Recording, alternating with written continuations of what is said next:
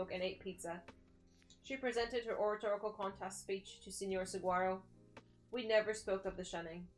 I loved weekends. But Mondays always followed Sundays.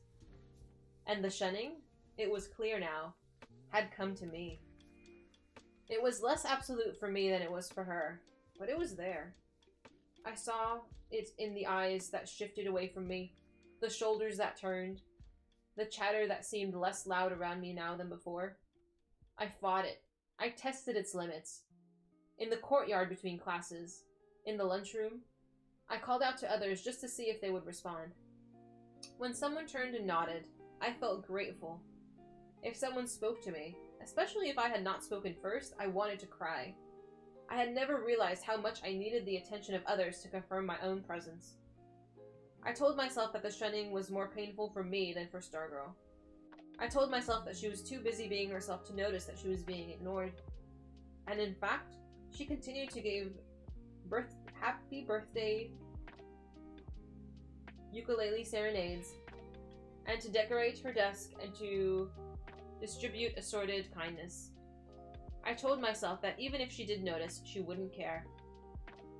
I understood why this was happening to me. In the eyes of the student body, she was part of my identity. I was her boyfriend. I was Mr. Stargirl. Students said things. Not to me directly, but tuned for me to overhear as they pretended I was nowhere near. They said she was self-centered, a spotlight hogger. They said she thought she was some kind of saint. I cringed at that. And that she was better than the rest of us. They said she wanted everyone else to feel guilty for not being as nice and as wonderful as she was. They said she was a phony. Most of all, they said she was the reason why Mica Electrons were not soon to be the Arizona State basketball champions. Kevin had been right. When she started cheering for other teams, she did something to her own. To see one of their own priming the opposition did something to the team's morale that hours of practice could not overcome. And the last straw, everyone seemed to agree, was the Sun Valley game, when Stargirl rushed across the court to aid Kovac, the Sun Valley star.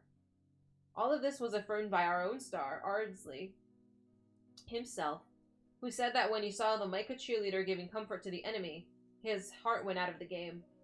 She was the reason they had lost the next game so miserably to Red Block. They hated her for it, and they would never forgive. Unlike Stargirl, I was aware of the constant anger of our schoolmates, seething like snakes under the porch. In fact, I was not only aware of it, but at times I also understood their point of view. There were even moments when something small and huddled within me would agree with it.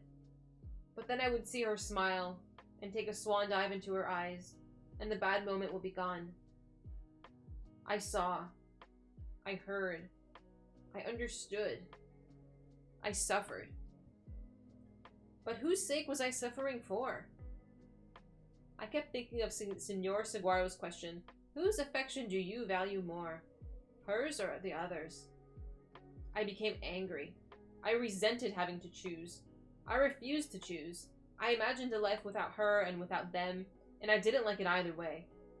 I pretended it would not always be like this. In the magical moonlight of my bed at night, I pretended she would become more like them, and they would become more like her, and in the end I would have it all. Then she did something that made pretending impossible.